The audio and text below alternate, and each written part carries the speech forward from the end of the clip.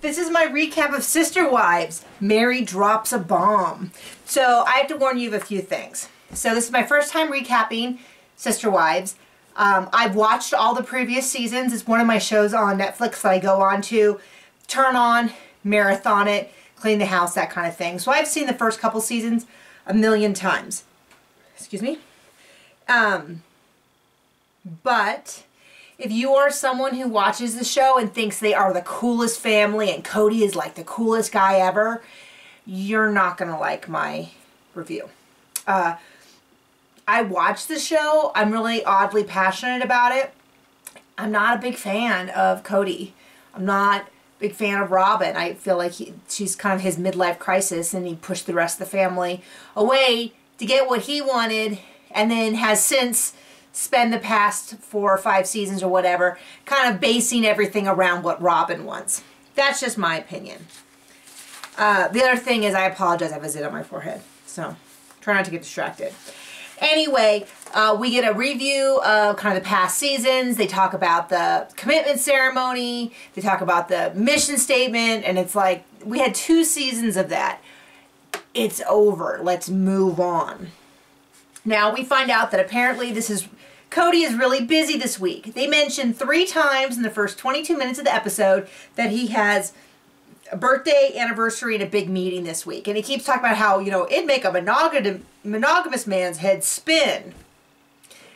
You know, it's like those people you meet who totally overcommit themselves and then they brag about it all the time like you're supposed to feel so sorry for them. He got himself into it. I don't really feel sorry for how busy he is, but they keep mentioning it, so I guess it's really incredibly important. We see they're going to have this big meeting about the company. Don't even get me started on the company. If you watch the old seasons, you know that they were all trying to find a family company. It used to be that Janelle had this job, and Meri had this job, which we'll get back to. And Christine took care of Janelle and Christine's kids, and then Robin joined the family, and then Robin kind of helped out too, but didn't have a job. And then they were going to have this family business, and they were doing all these different things. They were going to do a gym. And then what happened was Robin designed jewelry for Christmas gifts, and then was like, I want to do jewelry. And Cody's like, that's a great idea. And everyone else is like, what? I thought we were going to do a gym. So they all do Robin's idea, and it's been limping along for who knows how many years. Now the issue is they have free national advertising all the time. If it isn't working by now, it's not going to work. That's just my opinion on it. This is a sinking ship that they just keep throwing money into. Anyway, we see they have some meeting, and there's like this weird power struggle about how Christine almost sat at the head of the table, and it was like, oh my gosh, what is she doing? So apparently that's like a big deal, and they made a really big deal out of it. They talk about, I don't know, we see him at Robin's house, whatever. He goes out with Meri for her birthday, and she has an envelope, and I instantly know what it is, because when we first met Meri, first season, she desperately wanted to work with at-risk youth, and she was going to school at it, she had a job. And then when they became public, she was fired, and it was, you know, she was totally devastated. But when I saw the envelope, I was like, she's going back to school. And sure enough, she's got her transcript. She wants to go to UNLV. My first thought, because this is kind of a reoccurring thing with Meri, is who's going to pay for it? But beyond that, like financially, I was like, well, this has been her dream for years and years and years, long before Robin even joined the family. So this whole thing about, well, what is Robin going to do? I'm like, when did Robin get in charge of Meri? So Meri tells Cody, Cody's supportive, as he should be, since she has no kids at home and she kind of has to figure out what she wants to do with the rest of her life. But they're all worried about what they're going to tell Robin. So let's see, jump over to Christine's house. Christine's oldest, McKelty, has a boyfriend, and the boyfriend comes over, and I guess he has a matching shirt and shoes, and Cody goes, oh, dude, I'm going to have to check your man card. 2 things. First off, Cody doesn't have the right to check anyone's man card. Secondly, checking someone's man card is like the douchiest phrase ever. It's basically a peer pressure phrase to say, I'm going to use manhood as a peer pressure tool to force you to behave in a way that I find acceptable. you know, I don't dig any of that. I don't dig the idea that men or women have to be a certain way, and if they fall short of that, then somehow their, you know, identity is threatened. Like, I just think it's so super douchey. Not surprised he said it. I'm going to put it right in the shelf next to bros before hoes. So I hate that phrase. Anyway, they sit down for a romantic talk about kind of dating expectations. I don't know if they've had previous talks. I don't know if this is the only talk they've ever had. I was raised in a pretty conservative household. That's just kind of how we roll.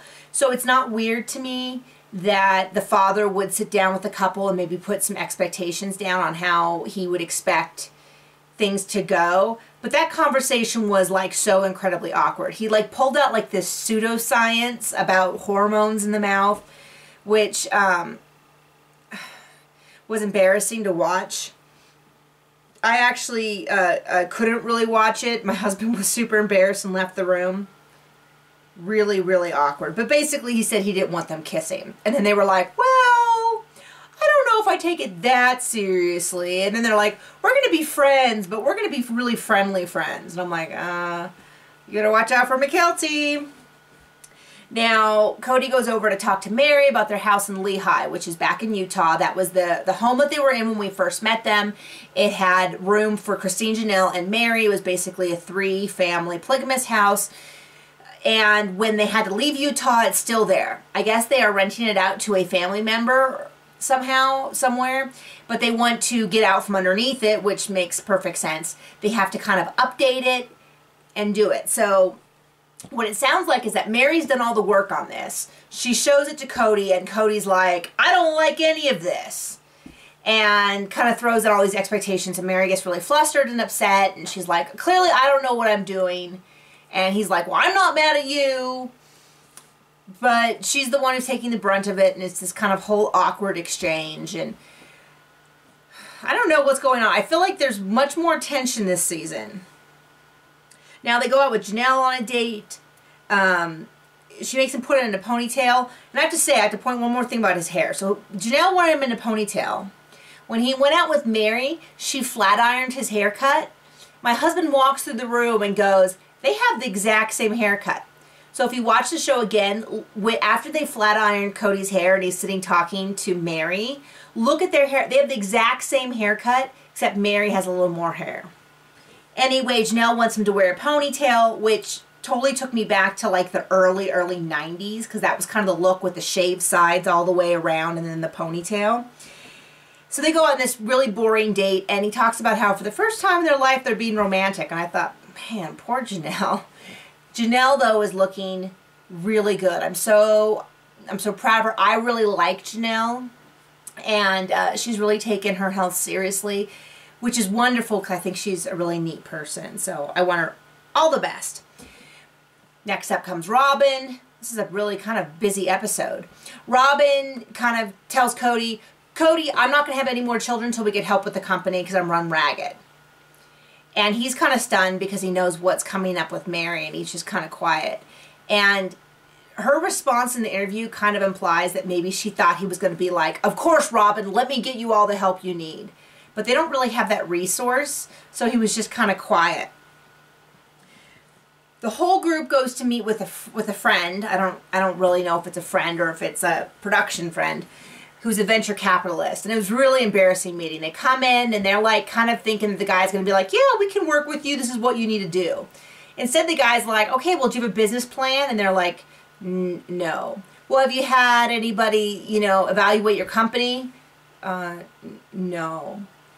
And then they're like, so do you think you guys would be interested? And he's like, okay, my partners are not as nice as me. They would eat you up and spit you out. And they're like, oh. So I don't think it's looking really that good to get capital. And truthfully, they have all this free advertising.